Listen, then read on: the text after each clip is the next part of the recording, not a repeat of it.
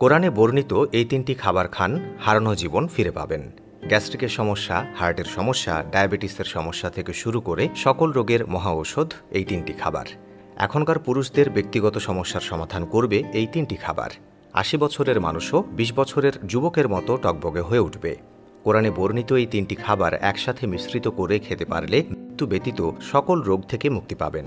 প্রিয় দর্শক, আপনি যদি পবিত্র কোরআনের পক্ষে থাকেন অবশ্যই আলহামদুলিল্লাহ কমেন্ট করতে পারেন এবং ভিডিওটি শেয়ার করে অন্যদেরকে জানার সুযোগ করে দেবেন।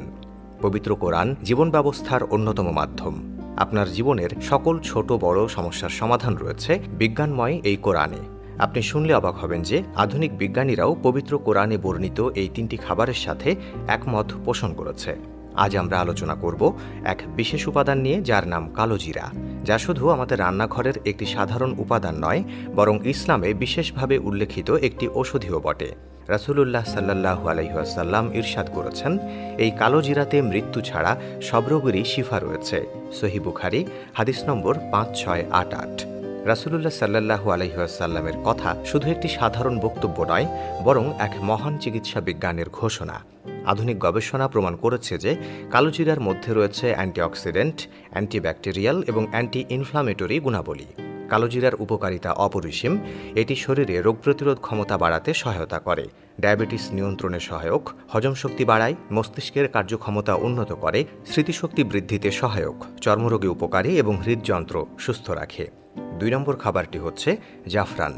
জাফরান হচ্ছে এক প্রকার সুগন্ধি মশলা, যা মূলত ফুল থেকে সংগ্রহ করা হয়। ইরান হচ্ছে বিশ্বের সবচেয়ে উন্নত ও মানসম্মত জাফরানের উৎস। এটি শুধু রং বা ঘ্রাণের জন্য বিখ্যাত নয়, বরং স্বাস্থ্য উপকারিতার দিক থেকে অসাধারণ। এটি মানসিক প্রশান্তি দেয়, মস্তিষ্কের কর্মক্ষমতা বাড়ায়, ঘুমের সমস্যা দূর করে, হজমে সহায়ক এবং ত্বক উজ্জ্বল করে। আয়ুর্বেদিক চিকিৎসায় ও সৌন্দর্য বৃদ্ধিতে জাফরান ব্যবহৃত হয়। রাসূলুল্লাহ সাল্লাল্লাহু আলাইহি ওয়াসাল্লামের যুগেও এর ব্যবহার ছিল। আজ আধুনিক চিকিৎসা বিজ্ঞানও এর গুণাগুণকে স্বীকৃতি দিচ্ছে। সর্বশেষ খাবারটি হলো মধু।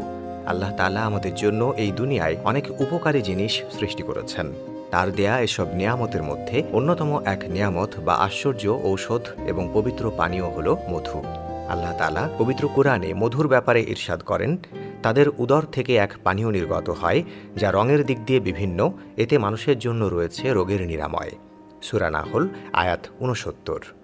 মধু শরীরের পাচনতন্ত্রের জন্য উপকারী, গ্যাস্ট্রিক ও অ্যাসিডিটি কমায়, ইমিউন সিস্টেমকে শক্তিশালী করে তোলে, গলা ব্যথা ও কাশি নিরাময় উপকারী, ত্বক ও চুলের যত্নে কার্যকর, প্রাকৃতিক অ্যান্টিব্যাকটেরিয়াল উপাদান হিসেবে কাজ করে, শরীরের শক্তি বাড়ায়, ক্লান্তি দূর করে মন মেজাজ ভালো রাখে এবং হৃদরোগের ঝুঁকি কমায়।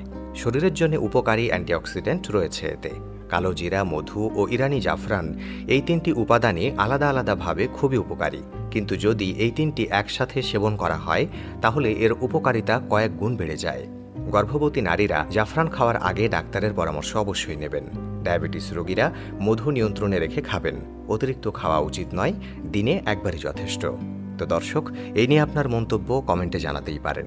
এতক্ষণ ভিডিওটি দেখার জন্য অসংখ্য ধন্যবাদ।